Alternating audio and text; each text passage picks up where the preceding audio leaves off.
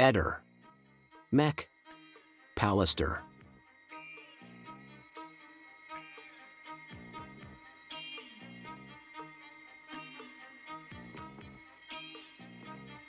Ieri molti sono rimasti dubbiosi per il fatto che hai detto che Liliana alla spazzatura si rimette i sacchetti nella borsa. Possiamo essere più chiari su questo aspetto? Io vedo nel video i sacchetti che mette dentro nella borsa. Si trattava comunque, credo, di materiale di plastica e carta o vetro, non certo di umido, che si trovava all'epoca a pochi metri da casa. Anzi, l'umido continua a trovarsi a pochi metri da casa.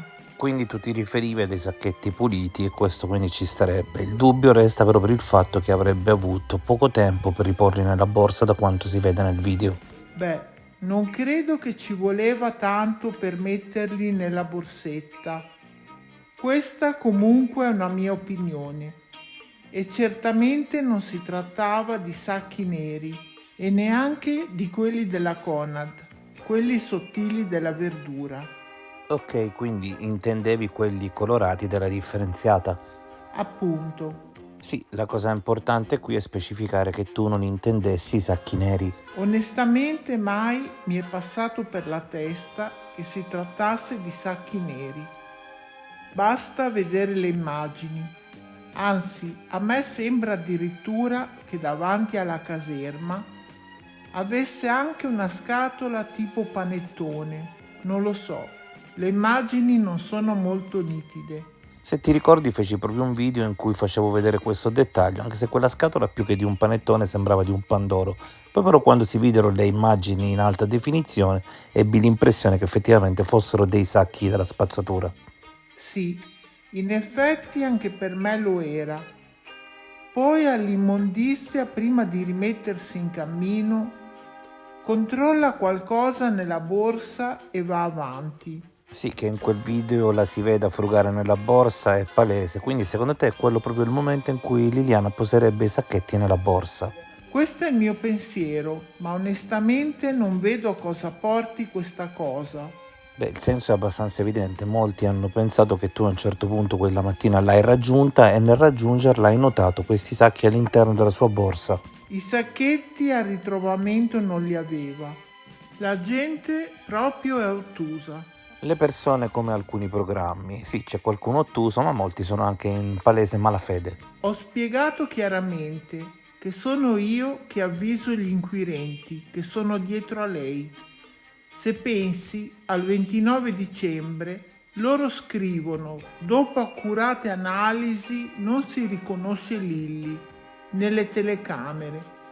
Domani desidero scrivere da Angolo a Piazzale Gioberti, perché se non ricordo male gli inquirenti avevano scritto che lei camminava a sinistra non sul marciapiede dal lato della fruttivendola. Sì, questo è un aspetto molto strano perché loro non dovevano guardare 60 giorni di video, allora dici è normale che possa sfuggire un frame, dovevano guardare solo poche ore, tra l'altro Liliana passa proprio nel momento in cui sarebbe logico pensare che lei passi, eppure non la vedono. In seguito vanno a cercare e lei sbuca come per miracolo.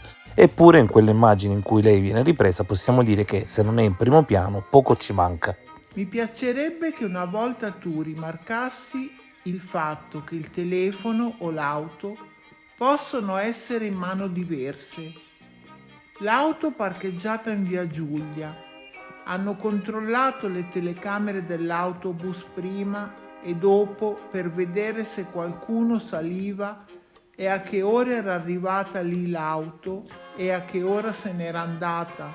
Io, se fossi in te, rimarcherei anche le sue prime dichiarazioni, dove lui dice che ha parcheggiato vicino Barcola. Se volessimo attenerci a questo, lui poi alle 9.03 non potrebbe essere in via Carducci. Quindi, oggi qual è la versione giusta? Agli inquirenti disse anche che non ricordava dove avesse parcheggiato, ricordi? Sì, ho ripreso il discorso di Barcola non molti giorni fa, ricordando ancora una volta che da lì c'è un autobus che va direttamente in piazzale Gioberti. A quale versione credere? Io penso sempre che bisogna credere sostanzialmente alle prime, perché sono quelle non corrette e non aggiustate. Infatti, giorno 5 mattina Lilli è da qualche parte, qui vicino. La moto? Sì, obiettivamente se la macchina di Sebastiano e magari anche lo stesso cellulare di Sebastiano quella mattina fosse stato in uso a qualche altra persona, molte cose avrebbero trovato più facilmente soluzione. E poi quello che mi rimane sullo stomaco è che lui nella denuncia dice della borsetta che è sicuro che è uscita con borse e chiavi. Lo dice lui. Poi successivamente dice che la borsa è quella con le mappe. Effettivamente lui inizialmente disse queste cose, quindi o è la verità o ritenne allora che fossero affermazioni più funzionali per il suo piano. Poi però qualcosa deve essere cambiata, allora lui ha dovuto ritoccare quelle versioni ed è andato in totale confusione.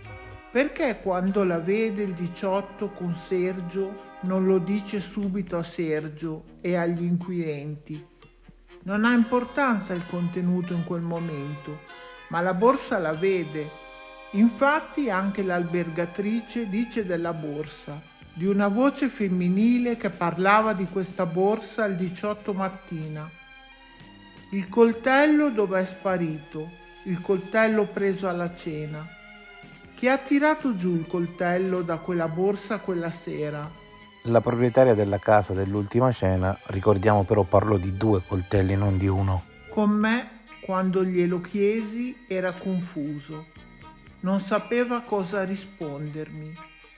A me avevano detto che il coltello era uno, ma non è importante. Nella SIT la proprietaria della casa dell'ultima cena parla di 2 coltelli ed è importante perché poi 2 coltelli non taglienti saranno portati alla Galleria Rossoni. Io gli chiesi quando sono tornati a casa chi avesse aperto la porta e dove Lilli appoggiava la borsa. Lui al solito era confuso, ma ragiona. Se lui da che Lilli è uscita con la borsa e contenuto, vuol dire che Lilli la teneva sempre in un posto specifico. E la stessa cosa vale per le chiavi, perché è lui che dice che queste sono di riserva, ma Lilli nella bacheca ha tutte le targhette. E poi a Sit una volta dice che le teneva nella scatola e una volta dice nella bacheca. Lui dice che ha preso quelle di riserva, ma lei era troppo precisa. Come mai quella mattina non gli ha telefonato fra un topolino e l'altro per chiedergli che avesse aperto la porta la sera prima, oppure per chiedergli se avesse visto le sue vere chiavi? Se lei quella mattina sostituisce la borsa, quella con le mappe diventerà la prima della pila di borse. La borsetta viene messa in casa, chi tira fuori il coltello? Lui quella volta mi disse che forse lo avevano lasciato in macchina. Dopo 6 giorni non lo ricorda? Ma lui dice che non mette mai le mani. A Sit dice che le chiavi una volta lei le posa nella scatola e una volta in bacheca. Ma come si può accettare? La borsa sicuramente la mette sempre nello stesso posto, visto che dichiara che è uscita con la borsa. Quindi, come vuol far capire lui, la borsa con le mappe al suo rientro non c'è più. Per quanto mi riguarda, le chiavi dovrebbero essere appese alla porta di entrata. Ma visto che non sa nulla di quella casa, come fa a dire che quelle sono di riserva, se tutte le altre hanno la targhetta? E noi come facciamo a sapere se gli inquirenti hanno controllato l'anno di produzione delle chiavi? Infatti non credo che gli inquirenti abbiano controllato l'anno di produzione delle chiavi. Leggendo le carte sembra abbiano giusto provato se aprivano il portone della palazzina e poi proprio l'ingresso dell'abitazione. Noi dobbiamo alla fine basarci su quello che lui ci racconta. Topolini, lavatrice, pressione, colazione, poi no colazione, felici e poi non felici. Ma al di là di tutto, infatti Sebastiano forse doveva essere indagato proprio perché fornendo 100 versioni non ha permesso a nessuno di capire cosa realmente sia accaduto il 14 dicembre. Se la prende con Claudio, ma perché non racconta lui veramente com'è andata quella mattina? Generalmente lui tira in ballo Claudio Sterpin quando riceve domande scomode, quindi fa così per distogliere l'attenzione su se stesso. Poi dobbiamo dire che quando riceve delle domande particolarmente fastidiose e non riesce a girare intorno perché magari il conduttore lo incalza, a questo punto si arrabbia e dice che se ne va. Ad esempio l'altra sera a R3 ha ricevuto alcune domande impegnative e lì si è visto palesemente che davanti a questo tipo di domande dirette non può più aprire bocca, non può più rispondere, insomma ha fatto veramente una gran figuraccia. Lo ha fatto anche con me, soprattutto quando lo attacchi e non hai paura di lui. Sì, lui attua queste strategie quando va in difficoltà. Ad esempio a me mi bloccò su Facebook già a gennaio 2022.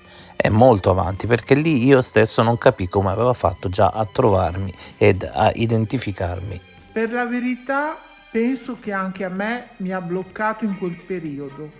Quanta strada ho fatto! Il 23 dicembre dice: ho chiesto alla mia amica di scendere, poi ancora un poco e dirà quella là, come ha fatto poi con Laura Grassi, alla quale ha detto: chi è Laura? Vergognoso. Speriamo bene. Eh sì, speriamo assolutamente bene.